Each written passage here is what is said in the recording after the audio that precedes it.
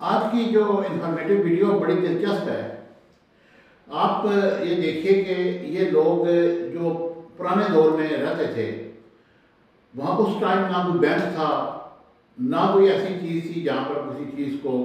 سنبھالا جائے۔ یہ لوگ مٹی کے برتنوں میں یہ چیزیں ساری پیک کر کے پھر ان کو چھپا دیا کرتے تھے، اور اس کا صرف ان لوگوں کو معلوم ہوتا تھا کہ یہ چیز ہم نے یہاں چھپائی ہے۔ پھر وقت کے ساتھ ساتھ بعض اوقات لوگ بھول بھی جاتے تھے، لیکن بعض اوقات یہ ہوتا تھا کہ یہ لوگ یہاں سے نقل مکانی کر جاتے تھے، یا جنگیں ہوتی تھی تو وہ پھر وہاں سے نکل جاتے تھے، وہ چیز وہیں رہ جاتی تھی۔ اور وہ جو اس دور کی جو چیزیں ہیں وہ سامنے نظر آتی ہیں، میں بھی وہ کتنے ہزار سال کے مسیح کی چیزیں ہوں یا پھر اس کے بعد کا کوئی ٹائم ہو، لوگ پھر یہ کرتے ہیں کہ خاص طور پر امریکہ کے جنگلات اور باقی جو ایسی پرانی جگہیں ہیں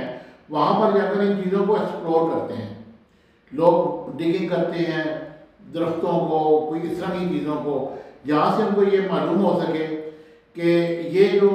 چیزیں ہیں یہاں سے ہم نکال لیں گے۔ یہ جو آپ کو میں ویڈیوز دکھا رہا ہوں، یہ دیکھیے گا کہ ان لوگوں نے یہاں پر ایکسپلور کیا ان کو، ادھر سے وہ مٹی کے برتن کو توڑا تو اس میں سے اتنے موٹے موٹے زیورات نکلے۔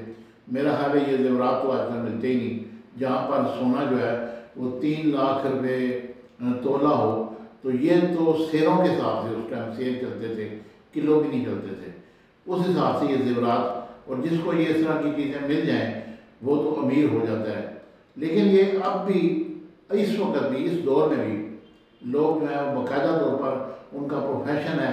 وہ نکل جاتے ہیں ایسی آبادیوں کو، پرانی آبادیوں کو ایکسپلور کرتے ہیں، وہاں جا کر ڈگنگ کرتے ہیں، وہاں جا کر پھر ان چیزوں کو ڈھونڈتے ہیں،